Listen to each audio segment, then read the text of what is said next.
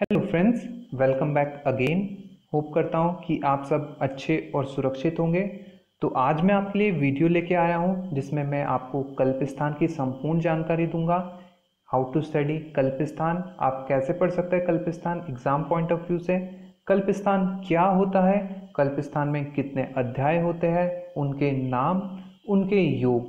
योग बहुत ही इंपॉर्टेंट है, ऑब्जेक्टिव में पूछा जाता है, तो वो भी मैं आपको एक ट्रिक के ज़रिए याद कराऊंगा जिससे कि आप उनके योग कभी नहीं भूलेंगे।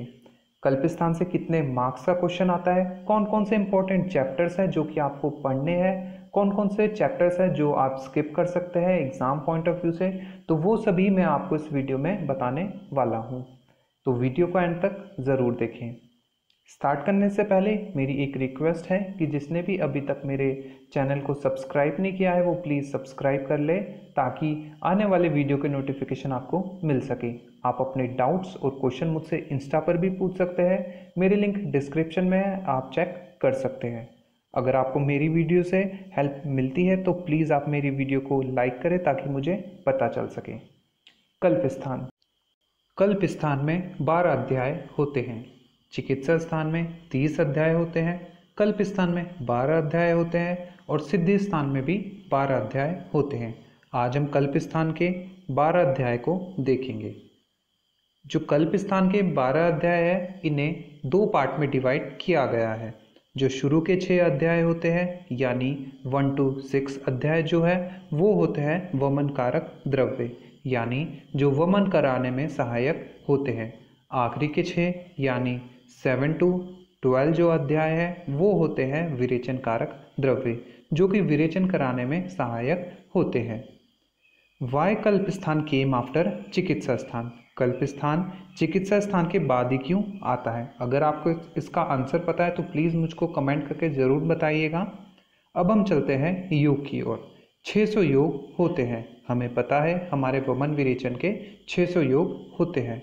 अब वमन में कितने होते हैं, विरेचन में कितने होते हैं, आप कंफ्यूज नहीं होइएगा। यहाँ पर जिस हिसाब से 600 कहे गए हैं उस हिसाब से 300 और 300 दोनों में आने चाहिए थे, लेकिन जो वमन है वमन को हम 55 योग ज़्यादा देते हैं, उस जिसके कारण उसके 355 योग होते हैं, और विरेचन को हम 55 कम देते हैं जिसके कारण उसके 245 योग होते हैं। इस प्रकार वमन के 355 योग होते हैं और विरेचन के 245 योग होते हैं।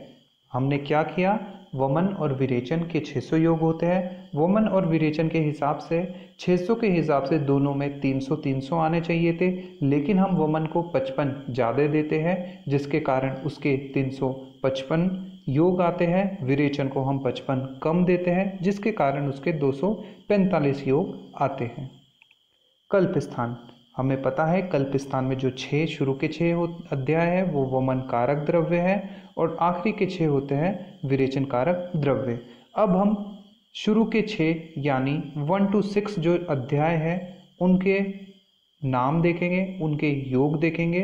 तो चलो उन्हें इस ट्रिक के साथ देखते हैं। मदन जी इक और धान वापस करो, ये ट्रिक है, आपको याद करनी है। मदन जी इक और धान वापस करो।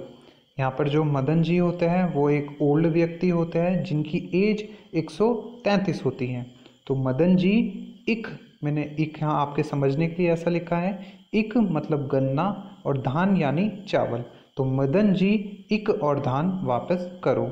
अब हम चैप्टर के नाम देखते हैं। मदन जी से हो गया मदन फल, जी से हो गया जिमूतक, इक से हो गया इक्ष्वाकु, ध से हो गया धामार्गव, व से हो गया वत्सक और क से हो गया कृतवे धन।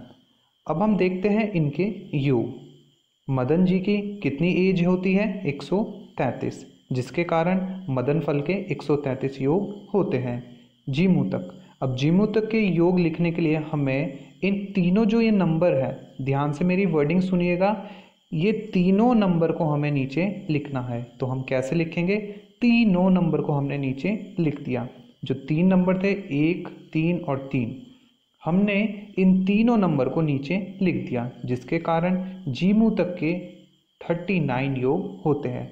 अब जो ये 3 है, 3 की हम काउंटिंग आगे बढ़ाएंगे 4, और 4 की हम काउंटिंग आगे बढ़ाएंगे 5, उसके बाद 5 की हम काउंटिंग बढ़ाएंगे सिर्फ 6 तक। तो हमने काउंटिंग कहाँ तक लिखनी है, सिर्फ 6 तक। अब 6 के आगे कुछ नहीं है तो हम इसमें 0 लगा देंगे। वत्सक, वत्सक मतलब वत्सक हम वय से याद रखेंगे, वय यानी एज, और एज कितनी, एक टीनेजर एज कितनी होती है 18, जिसके कारण वत्सक के 18 योग होते हैं। कृतवेधन, कृतवेधन हम कैसे याद रखें, कृतवेधन के ध से हम याद रखें धामार्गव, और जितने धामार्गव के योग बताए गए हैं उतने ही कृतवेधन के भी योग होते हैं, जिसके कारण हमारे टोटल जो योग हैं वो बनते हैं 355 योग। हम कैसे याद करें, इस ट्रिक से, मदन जी इक और धान वापस करो, मदन जी इक और धान वापस करो, मदन फल, जीमू तक, इक्ष्वाकु, धामार्गव, वत्सक और कृत्वे धन। अब मदन जी की कितनी एज है, 133। अब जो ये 3 नंबर है 1, 3, 3, इन तीनों नंबर को हमने नीचे लिखना है। जीमू तक में 39 योग। अब हम इस 3 की काउंटिंग आगे बढ़ाएंगे 4, 4 की काउंटिंग आगे बढ़ाएंगे 5, 5 की काउंटिंग आगे बढ़ाएंगे 6, और 6 के आगे हमने लिखना है 0। वत्सक यानी वय यानी एज 18 लिखनी है हमने। उसके बाद है कृतवेधन, धन से हम याद रखेंगे धामार्गव, जितने धामार्गव के योग बताए गए हैं उतने ही कृतवेधन के भी योग होते हैं। कुल मिलाकर हमारे हो गए 355 योग। तो ये था वमन कारक द्रव्य। अब हम चलते हैं 7 to 12 चैप्टर की ओर, जो कि हमारे होते हैं विरेचन कारक द्रव्य। इसके लिए क्या ट्रिक है, श्यामा को 4 तिल और सुधा साथ दो। ये ट्रिक आपको याद करनी है, श्यामा को 4 तिल और सुधा साथ दो। श्यामा एक लेडी है, ओल्ड लेडी है, ठीक है। तो अब हम इसके चैप्टर के नाम देखते हैं, 7 से 12 चैप्टर के नाम, जो कि है श्यामा से हो गया श्यामा और त्रिवित, 4 से हो गया चतुरांगुल, तिल से हो गया तिलवक, सुधा से हो गया सुधा, 7 अब यहाँ पे 2 द्रव्य आ जाता है सप्तला और शंखिनी, और 2 से हम याद रखेंगे दंती और दवंती, ठीक है। तो अब हम देखते हैं श्यामा, त्रिवित, चतुरांगुल, तिलवक, सुधा, सप्तला और शंखिनी, दंती और दवंती के योग, ठीक है। तो योग इस प्रकार से है, जो श्यामा है, श्यामा ओल्ड लेडी है जिसकी एज कितनी है 110। हमने देखा था मदन फल में उसकी एज थी, उनकी एज थी 133, लेकिन श्यामा की एज है 110। अब हम ये 11 है, इस 11 काउंटिंग को आगे बढ़ाएंगे, चतुरांगल की होगी हमारी 12 योग। हम 11 की काउंटिंग हमने आगे बढ़ाई 12, तो चतुरांगुल के कितने योग हो गए 12। अब 4 से हमने याद करा था चतुरांगुल, तो हम 12 में 4 और ऐड करेंगे, जिससे कि तिलवक के 16 योग बन जाते हैं, और 4 हम एक और बार ऐड करेंगे जिससे कि सुधा के 20 योग बन जाते हैं। अब हम देखिए कि सुधा एक ही द्रव्य है और सप्तला और शंखिनी 2 द्रव्य है, तो इसके डबल होने चाहिए, लेकिन यहाँ डबल नहीं होके एक कम होते हैं, जो कि है 39। अब बचता है दंती और दवंती। दंती से हम याद कर सकते हैं दांत, और दांत से हमने क्या खाते हैं हम, चाट, तो 4 और 8, जिसके कुल मिलाकर अब हमारे विरेचन के 245 योग होते हैं। हमने कैसे याद करना है, हमें ये ट्रिक है हमारी कि श्यामा को 4 तिल और सुधा साथ दो। जो श्यामा लेडी है वो ओल्ड लेडी है जिसकी एज कितनी है 110। इस ट्रिक से हम याद रखेंगे श्यामा त्रिवित, चतुरांगुल, तिलवक, सुधा, सप्तला शंखिनी, दंती दवंती। हमें कैसे योग याद करने हैं, श्यामा की एज है 110। अब जो 11 है, इस 11 को हमने आगे बढ़ाना है 12 में, और 4 से हमने याद करा था चतुरांगुल, तो हम 12 में 4 ऐड करेंगे 16, फिर 16 में एक और बार हम ऐड करेंगे 4, जिससे बन जाएगा 20, जो कि है सुधा के योग। उसके बाद सुधा एक द्रव्य है, सप्तला और शंखिनी 2 द्रव्य है, तो हम इसके डबल ले लेंगे, डबल एग्जैक्ट डबल ले लेना है, एक कम करके लेना है, तो 20 का डबल 40 होता है, लेकिन हम एक कम लेंगे जिससे 39। और दंती से हम याद रखेंगे दांत, और दांत से हमने खाई चाट, तो 4 और 8। जिस प्रकार विरेचन के 245 योग होते हैं। मदन फल, अब हम यहाँ से विरेचन में जो सर्वश्रेष्ठ होता है मदन फल उसे देखेंगे। आपको मदन फल के साथ साथ जीमूतक और वत्सक भी देखना है, यहाँ से भी क्वेश्चन पूछा जाता है। मैं यहाँ पर मदन फल और जीमूतक के बारे में आपको डिटेल में पढ़ाऊंगा। मदन फल, अब मदन फल हम कैसे याद रखें, मैंने आपको इमेज बताई थी, वो इमेज हमें याद करनी है जिनका नाम जो है, उनका पूरा नाम क्या होता है, मदन प्रकाश, और जिनकी एज कितनी बताई थी मैंने, 133। तो इस निमोनिक्स के जरिए आप ये याद कर सकते हैं कि मदन फल के 133 योग होते हैं। कभी कभी क्वेश्चंस ऐसा आता है कि मदन फल का विस्तृत वर्णन कीजिए, उसके पर्याय, उसका संग्रह कैसे करें, तो इस सब का भी क्वेश्चन आ सकता है, इसलिए मैं आपको मदन फल के बारे में बता रहा हूँ। मदन फल के 133 योग है। अब उसके पर्याय, मदन फल के 6 पर्याय बताए गए हैं, जिसमें कि जो पहले 2 पर्याय है वो तो मदन और फली हो गया, और दूसरे जो उसके 4 जो पर्याय है वो हम इस निमोनिक से याद रखेंगे।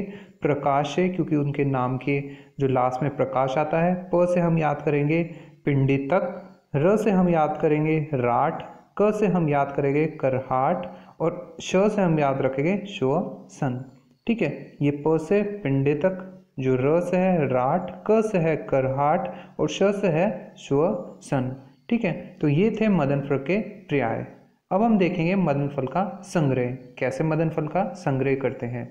सबसे पहले हम ये जान सकते हैं, हमें जानना होगा कि मदन फल सर्वश्रेष्ठ होता है, अल्प उपद्रव करता है, और इसका ऋतु मतलब कलेक्शन हम किस ऋतु में करते हैं, वसंत ग्रीष्म की संधि, यानी जो वसंत और ग्रीष्म की संधि में इसका हमें संग्रह करना है। अब संग्रह विधि, जो मदन फल पके हो, पांडु वर्ण के हो, काने न हो, हरे हो, कीड़े के खाए हुए न हो, छोटे आकार के न हो, उन्हें हमें लेना है। किस ऋतु में लेना है हमें, वसंत और ग्रीष्म की संधि में। और मदन फल ही पहले क्यों पढ़ाया जाता है, क्योंकि मदन फल अल्प उपद्रव्य के कारण सभी वमन कारक द्रव्यों में सर्वश्रेष्ठ होता है। तो हमें कौन सबसे इसकी विधि हम पढ़ रहे हैं, इसकी विधि के लिए हमें कौन सी ऋतु में इसका कलेक्शन करना है, वसंत और ग्रीष्म की संधि में। जो मदन फल पके हो, पांडुवर्ण के हो, काने ना हो, हरे ना हो, कीड़े ना पड़े हो, छोटे आकार के ना हो, उन्हें हमें लेना है। उसे साफ कर लें और कुशों के भीतर रखकर पोटली बना लें। उसके बाद हमें कुशों के भीतर उसके उस मदन फल के जो फल है उसे कुशों के भीतर रखकर हमें पोटली बना लेनी है, और उस पोटली के ऊपर गाय का गोबर, उड़द आदि की दाल लगाकर हमें सुखाना है। ठीक है, जो पोटली है उस पोटली के ऊपर हमें या तो गाय का गोबर लगाना है या उड़द आदि की दाल से लगाना है और उसे सुखा लेना है। फिर उसको हम 8 अहोरात्रि तक रख देना है। ठीक है, 8 अहोरात्रि रख देने के बाद क्या होगा, जब उसमें से मधु जैसी अच्छी गंध आने लगे तब वह कोमल हो जाता है। उस समय इस पोटली को खोलकर सुखा ले। उस समय हमें क्या करनी है, जब उसमें से कोमल और अच्छी गंध आने लगे तब हमें उस पोटली को खोलना है। ठीक है, और खोल के सुखाना है। मदन फल के बीजों को अलग कर ले, फिर हमें उस फल में से मदन फल के बीजों को अलग कर लेना है। फिर मदन फल के बीजों को कलश में सुरक्षित रख ले और उसका उपयोग करें। तो ये था संग्रह उसका मदन फल का। सबसे पहले हमने देखा कि मदन फल को कौन सी ऋतु में हमें कलेक्शन करना है, फिर हमें उसका क्या बोलते हैं, जो काने नहीं हो, हरे वर्ण के ना हो, जो कि कृमियों के खाए हुए ना, उन मदन फल को हमें लेना है। उसके बाद हमें एक कुशों में के भीतर रखकर उसकी पोटली बनानी है। पोटली के ऊपर हमें या तो गाय का गोबर या उड़द आदि की दाल लगानी है। फिर उसको हम 8 अहोरात्रि तक हमें सुरक्षित रखना है। उसके बाद 8 अहोरात्रि के बाद जब उसमें से अच्छी गंध आने लगे तब उस पोटली को सुखाकर हमें उन्हें सुखा लेना है। मदन फल के बीजों को अलग कर लेना है, फिर उसे कलश में रखकर उसके बाद हमें उसका प्रयोग करना है। तो यह था मदन फल का विस्तृत वर्णन। मदन फल का क्वेश्चन पूछा जाता है, इसका संग्रह कैसे होता है, संग्रह विधि इसकी पूछी जाती है, और इसका योग पूछा जाता है। तो आप इस सबको याद कर लीजिएगा। जीमूतक, दूसरा है जीमूतक। जीमूतक के जैसे हमने पढ़ा था पिछली स्लाइड्स में कि कितने योग होते हैं, 39 योग होते हैं। अल्प उपद्रव आफ्टर मदन फल, जो मदन फल के बाद जीमूतक के कम उपद्रव होते हैं, जिसके कारण मदन फल के बाद जीमूतक पढ़ाया जाता है। इसके 3 पर्याय होते हैं। पर्याय हम ऐसे याद रखें, देव गर।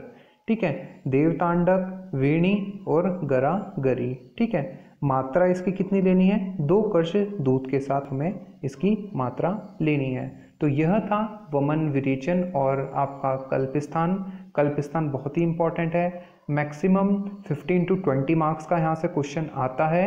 और जो वमन है, मतलब वमन के जो 6 द्रव्य हैं उनमें से मदनफल, जीमूतक और वत्सक आने की संभावना ज़्यादा है। और उसके बाद जो विरेचन द्रव्य है, विरेचन द्रव्य में चतुरांगुल बहुत ही इंपॉर्टेंट है, सप्तला और शंखिनी, और लास्ट जो है दंती और दमंती भी बहुत इंपॉर्टेंट है। तो ये जो मैंने आपको बताया, कम से कम आपको ये इस कल्प स्थान में पढ़ना है, जिससे मैक्सिमम टाइम्स क्वेश्चन पूछा जाता है। आप इस वीडियो को 1-2 बार देखेंगे तो आपको अच्छे से याद हो जाएगा, आपको सभी के योग याद हो जाएंगे।